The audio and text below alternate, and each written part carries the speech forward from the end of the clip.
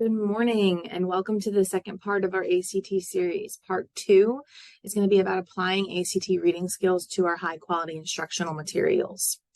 So for today, our objectives are going to be to understand the purpose and implications of the ACT reading test on student achievement, draw correlations between the skills needed to succeed on the ACT reading test and the skills that are needed to just be a good reader in general, and then address the skills needed on the ACT that we can kind of pinpoint through our HQIM that we are already using in our classrooms.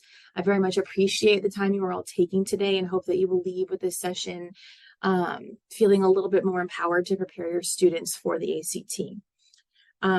We're going to be doing a deeper dive into HQIM through guidebooks to show how to approach lesson planning while being mindful of these skills that they're going to need for the ACT reading test. However, if you don't teach with guidebooks, this is still extremely applicable to you because you can follow the same process that we're going to be following, just using your own instructional materials instead. So we're going to quickly review some of the stuff that we learned in the last session and kind of just go over the basics just to keep that in mind as we're going through all of this. Make sure that we all are on the same page before we move into the actual meat and potatoes of today. So as a reminder, ACT is a college readiness test. It tests supposedly how ready college students are to receive college level work in a variety of different classes. It sets benchmarks in each category of the test that will give them information on a student's predicted ability to succeed in education after they leave high school. So even our students who are choosing a 2-year program or a trade program, maybe our Jumpstart kids, they can still benefit from doing well on this test because they can still earn TOPS money and even other scholarships from their score on this test. I know there's work keys, but if a student scores a 17 on the on the composite of the ACT, that kind of trumps their work key scores and they can get TOPS Tech with that. So just keep it in mind. This is not just for the 4-year college bound kids. It's for more than just that. When we're discussing benchmark scores here, you want to look at this table. It's taken some from research that was posted on the ACT website that highlights what scores on various subtests translates to in terms of college readiness. So you'll notice that students' ability to perform well on the reading portion of the test is usually correlated with success in classes that are social studies and humanities based. If you look at the very bottom of the chart, there's an ELA category, and this is the combined score of their English test and their reading test, and what courses those will correlate to after high school as well. Another thing to remember, just keep in mind and make sure your students are aware of this as well, is that universities are going to look at their composite score, but they're also going to look at their individual English and math scores in isolation and see where they are in terms of the benchmark. If students are below the benchmark score for English and or math, some places both, they will sometimes determine that the student needs to take remedial courses, or they will not admit them until they have taken remedial courses. And each university is kind of different with their policies. So just check on their websites and under their admissions section, and usually that is spelled out for you there. Sorry about that.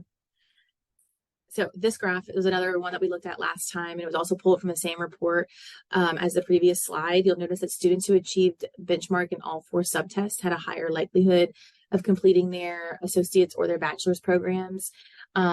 It further speaks to the idea that this test is aligned to college readiness standards. And while this by no means means that every student who doesn't have their benchmark scores at or above for each subtest won't finish their degree program, it is important to know that there is some correlation between the two, between having those benchmark scores and completing a program.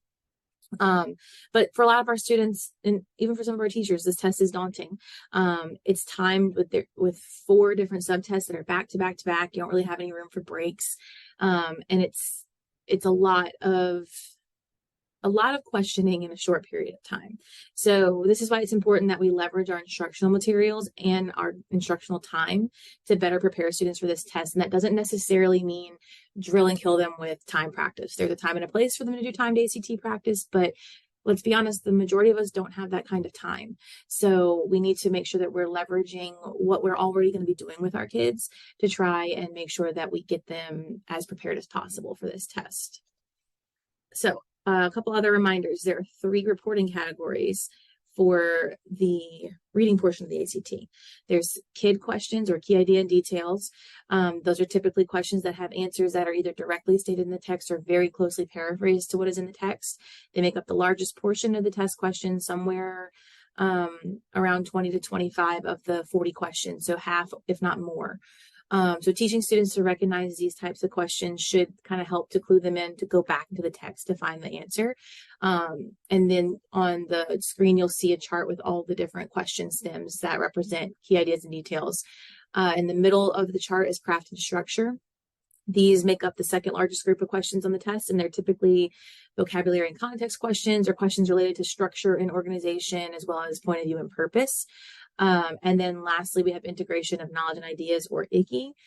This is the ones that are usually on paired passages, and it asks students to either evaluate arguments or synthesize information that's presented to them in the text. And I also want to make sure that we're still grounded in our HQIM. So we discussed these reader circles last time. These are, if you teach guidebooks, you should be pretty familiar with these, but you may be familiar with them otherwise as well. It's just kind of the continuum that exists as students work through a text to get to deeper analysis. And you'll see that this kind of mirrors what kids are looking at on the ACT, just kind of in a much more condensed format, because they don't have all the time in the world to do reread after reread. But these skills are what we can explicitly teach them to look for in a text, and that should help them on the test as well. Then, most importantly, I want to highlight that none of the skills discussed in this presentation exist outside of Scarborough's reading rope. In the language comprehension category, so everything in the red category is what we're going to be looking at. Almost all of those strands exist to make skilled readers, are also on the ACT, or assessed on the ACT, which means your instruction should already be, mimicking this. The key idea and detail questions address components of the language structures, verbal reasoning, and literacy knowledge strands. The craft and structure questions address vocabulary, language structure, and literacy knowledge, and the integration of knowledge questions address verbal reasoning and language structure. So there's plenty of components of this rope that are going to be on this test. And again, you may have noticed background knowledge is not really explicitly listed as a connection. That's because this may help some students, and it's subjective from student to student. So in the name of equity, ACT has a policy to try to utilize passages that are accessible to as many students as possible and don't require a lot of background knowledge to be able to answer the questions. But regardless, 4 of the 5 strands are going to be tested on this test. So how do you actually use all this information to help your students perform better on the ACT while preserving our established instructional time? The answer to that is we embed skills into our HQIM. So let's dive into how we're going to actually do this, or ways that you can actually do this. There we go. So we're going to look at guidebooks. I would love for you guys to follow along. So if you could take a moment to even pause this and go to the Louisiana Curriculum Hub and pull up the 10th grade unit bioethics. And I'm going to be using section 1, lesson 3. So if you need to pause this, we're going to go there. You're going to want to kind of go through the text for this unit, or at least just for this section, and access the article Bioethics and Policy, a History. If you're having trouble accessing the text, I'll make sure that there's a link in here for the slide deck, so that way you can get to it whenever you go back and look at this. But take a moment to pause this video and review at least this lesson and the text that go along with it. And then we're going to be looking at this specific article when you are ready.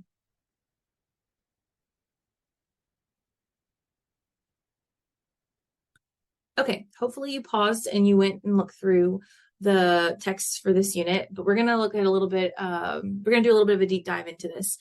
We're going to make sure we're backwards designing. So this is already good practice when you're planning, is to backwards design what you're doing to what the end goal is. Always work with the end goal in mind. So we can look at the lesson objectives listed and see already that we can make some thoughtful instructional decisions with this lesson to incorporate ACT reading skills. If you look at the second objective, it wants students to be able to summarize, which indicates that they will need to be able to pull main ideas or key ideas and identify specific factors that would be considered key details or supporting details. So already I know that I'm going to be looking into this lesson and this text to find some opportunities to teach and ask questions that are both aligned to these goals, but also give students a chance to work through some ACT related content or questions through the key ideas in detail category. I know that because I previewed the text that there are words also in this text that students are not going to be familiar with that I can leverage to teach them some vocabulary and context skills as well. So off the bat, I know because I previewed my text and because I even just look at the objectives of the lesson, I can cover a craft and structure skill and a key ideas in detail skill. It is important to remember that you will likely not be able to address all types of questions or ACT skills with a single text or a single lesson, but there's usually a chance that you can address somewhere between 1 and 3 of them on any given text or lesson. And that's okay. You don't want to overwhelm the students with 12 million different skills for ACT and they don't actually absorb any of them. So you want it to be focused. You don't want to stray so far from your HQIM in the name of ACT prep either. So you want to make sure that you're always keeping in mind, what is the goal of this lesson and how can I just bring in ACT into what they're already doing? You want to make sure it's in digestible chunks for the kids. So just make sure that one thing that you're doing to kind of help keep it focused is, as you know, always keep your objectives in mind, but also explicitly tell the kids that their purpose for doing whatever the activity is for whatever the lesson objectives are, but also make sure to point out to them that it is for ACT improvement as well. The more they hear you talk about that, the more they're going to resonate with it and remember, like, this is important for something beyond just this lesson. And if they know the importance of the ACT, they will value that. So if we look even further into the actual lesson itself, like I mentioned on the previous slide, in the very first activity of this lesson, the students are actually reading the text. If you look at the teaching notes, it indicates an opportunity to teach vocabulary and context as well. So note that you are to model how to do this with your kids first. Like, you should definitely never just send them off to do something without you showing them. So make sure it's a I do, we do, you do situation, especially with a new concept or a new skill that you're teaching them. They need to see you do it and practice it with you and maybe even with their peers several times before they can just do this on their own. So you can have these words pre-selected after previewing the text that you know you want to hone in on to show them how to use that vocabulary and context skill. If you have an established routine for annotating text, this is where it becomes very helpful, not just for ACT purposes, but just to aid in better flow of your lessons when you're trying to work on reading comprehension for complex text in general. So something to consider is establish very early on your class's expectations and your class's methods for annotating, like what certain symbols mean in a text and things like that. That way, when you do say we're going to annotate this text, they already have an idea of how they're going, or the process they're going to use to do that. Even if you are going to throw in a new thing like a vocabulary and context or something, but they need to have an established procedure for it. So let's look at the actual article in this lesson.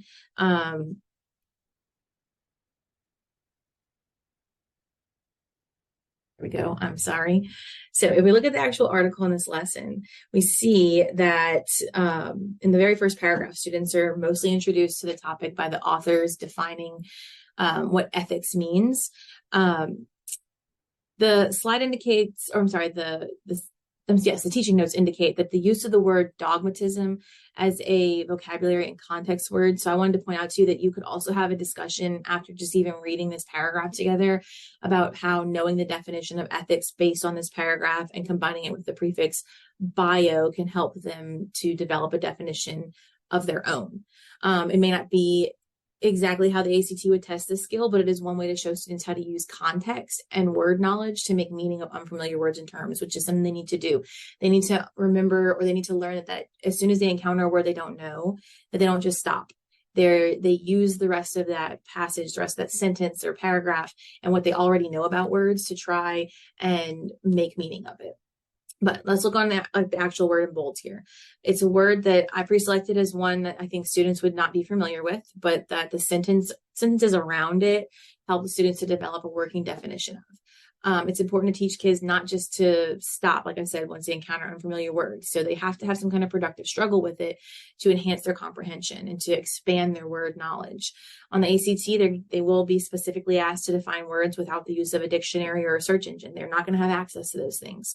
So they need to be taught how to make meaning of words without them. There is a guide that will be on the literacy library and on Canopy very soon about teaching vocabulary and context. It's not there just yet, but it should be in the next probably month or so.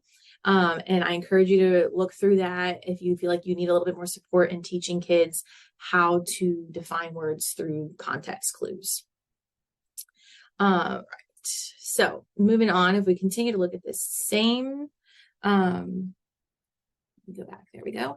This same little section of the article, we're going to move on to see what other skills we can incorporate into this lesson. So you can model how students can use the underlined and circled portions of the text surrounding the bold words to help them best to define it. But from there, you can even develop an ACT style question using those question stems that we had earlier. And they can answer it based off their context clues. So again, this question can be something that is embedded into your lesson verbally. You can have it on your PowerPoints if you use those. You can have it via pen and paper. You can have it on a Google Doc. However you want to present the question to them is fine. That's up to your instructional preferences, but the students need to have access or exposure really to these types of questions. Using a multiple choice question like the one that's on the screen, at least sometimes, is allowed you to teach the students that they should always select the best answer.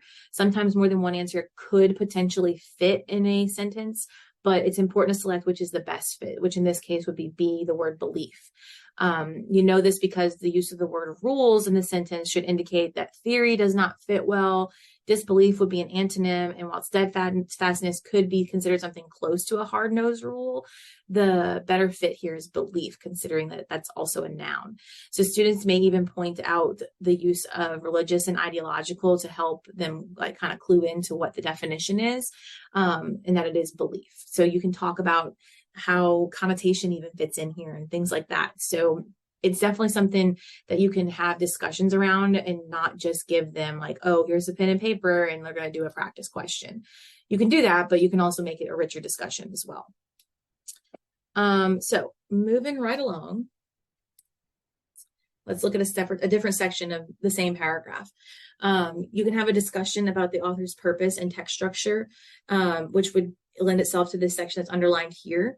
And it would also highlight ACT skills. So just from the underlined portion at the end of the paragraph, a discussion with students about why the author chose to use Aristotle's definition of ethics here will be really powerful, both to the analysis of the text and their ability to answer this type of question for the ACT. All questions do not have to be pen and paper, like I kind of already mentioned, but showing students how to think through these questions would be really beneficial to their success. You can help them to understand that including Aristotle's definition help to bring some credibility to the definition being presented and rooted in the text in an established way of thinking that is centuries old before moving on to the more modern form of the word bioethics.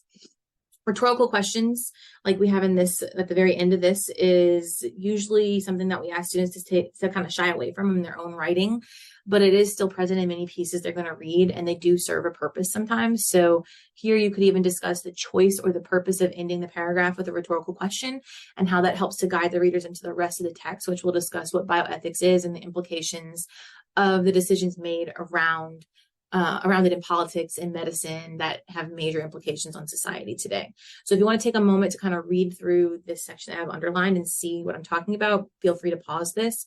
But you definitely can have some questions that you use those question stems for to either foster discussions in class or as some kind of like exit ticket or anything like that. Okay. So let's look at some key ideas. We talked about vocabulary and context, talked about purpose. So that was a lot of craft and structure. But if you look at the third activity of this lesson, you're going to see that they're further working with identifying key ideas and details of the passage to answer the question, why was there a need, or why is there a need for bioethics in medical care? If you direct the students to annotate using whatever your established procedures are for annotation, the text for the details, annotating the text for the details that answer that question, you can have discussions about it. And again, you can have them write about it. You can have them answer just basic multiple choice questions. You have options here. After reading the passage, you can evaluate how well the students did with this in their comprehension level of the word of the text by kind of wording your questions with those ACT stems. An example question is posed on the slide. According to the passage, there's my stem, which statement best supports the idea that there was a need to develop bioethics? I didn't make this a multiple choice question. I would have the students go back into the text and pull specific quotes from the text and have discussions of which one of those are the best reasons. Again, talking about what is the best fit for a question, not always what is everything that can fit. It can lead to some small group discussions, or you can do a whole class discussion where you have them answer this on pen and paper format or Google form as an exit ticket with multiple choice answers, where again, you can stress the importance of choosing the best answer. All right, let's move into some other parts of this text a little further down. This is right after the first paragraph if you're following along. So I'm going to explain all of these colors in a moment, but these paragraphs are from the same article, and the colors and underlining are going to all represent something different. But take a moment to make sure you have this in front of you, either on your screen or if you printed it out. And this is where students can be annotating for reasons why bioethics was needed, which is what the lesson asks them to do. So the first thing I want to point out is that students, whenever applicable, should take note of chronology. This is especially true when reading social studies and history type articles. These types of text structures will be present on the ACT, but also essential to deeper comprehension of that text is chronology. They don't need to know exact dates, and that's not really the goal here, so much as understanding the terms and phrases that are used to indicate transitions in time, like the word prior that I have marked here. Sometimes they are going to have actual years or decades, but they are going to be tested on being able to tell what things happened first, and sometimes they need to be able to find those clues through the words that they're used to indicate transitions in time. So I always want to point those out to my students because I know they're going to be asked about it. Then if you look, as we get deeper into the text, you want to have students annotate using different colors or markings, whatever your established procedure is, to delineate main idea versus supporting details. In many informational texts, students can look to the topic sentences and wrap-up sentences of paragraphs first to see if main ideas are there. This is not a 100% foolproof method where they will always find the main ideas, but it's a good place to start. They're skimming, which is definitely a skill they're going to need for the ACT. So if you know you have kids who are moving pretty slowly through their passages, maybe start with having them look at those topic and wrap-up sentences and see what they can glean from just doing that, and show them like this is kind of what skimming is and how to like take notes on it. In a whole class instructional setting like this, they should read the text fully and annotate the passage according to the lesson. But if you want to do a quick little pre-reading where they just skim it this way, that would be something you could do before you actually dive into the text. So this passage tends to lend itself to this specifically. From these green highlighted lines, students can form summaries of the main idea of the passage.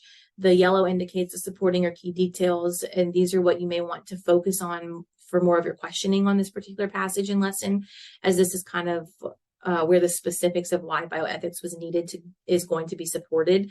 And that's really the meat and potatoes of the question of this lesson. But if students cannot tell a difference between main and supporting details, they will struggle on the ACT and in a lot of other tasks that they're required to do dealing with complex text. So teaching students these delineations and then formulating questions to formatively assess their understanding of the difference between the two will go a long way in their success on the ACT and in just comprehending complex texts. So there will be questions about main idea and theme, and there will be questions about supporting details as well, just like you're going to be asking them about this in your lesson. So they need to have an understanding of both. So when you can show them the difference between the two in a passage, that's always more powerful than trying to show them in isolation. And then if you want to make sure that you're using your HQIM to develop text-dependent questions that serve the purpose of the lesson and reinforce ACT style questioning, like what you see in the orange box on your screen. Leveraging what you already have is a time saver, and it's effective in helping students achieve better. So you can leverage your text to create questions for discussion, or again, multiple choice questions that are worded using ACT question stems. Here you could pose a question about which details from the second two paragraph best support the idea that bioethics was necessary to political, scientific, and cultural changes. And you're hitting the purpose of the lesson because we did some backwards design, and you're also exposing them to some thinking they're going to have to make sure they have when they are taking the ACT. The reason it's so important to preview the lesson and the text before teaching is it's multifaceted, but with this session's goals in mind, previewing the text and the lesson allows you to see where the lesson is going and how you can incorporate ACT into what is already there. If you look at these teaching notes from later in the lesson, they're directing the teacher to make sure to address many things that the ACT will ask about. So if you preview your text, you can plan for places to stop in the text and address these things before you're ever in front of the kids. And if you wanted to backwards design even further, you could even go and look at the section assessment and the end of unit assessment and see how all of these things are aligned to it. But you want to make sure you always have some end goal in mind that you're kind of gearing all of your planning to. Just a couple other things, some other suggestions to help reinforce both the ACT and practice for skilled readers is the use of things like anchor charts in your classroom. There's some resources on how to approach different topics that are on our literacy library, and there's more being added weekly, if not more frequently, but you would need to create charts or references that fit your students and your established procedures. But once you have those created, you have them on the wall forever for kids to refer back to whenever you need to, and make sure that kids have that like super visible to them. So even if you wanted to give them sheets of paper that they keep in their binders instead of covering your walls, that's an option as well. But charts with the ACT question types and the stems that you can refer back to. If you have a specific annotation procedure you want them to use, or specific symbols for annotation, having that posted somewhere.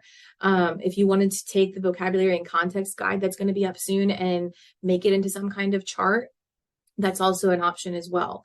If your kids are struggling with main idea versus key detail or key supporting details, you can make some kind of visual that shows something like a structure where you have your main structure and then the things that are holding it up, which would be like supporting details.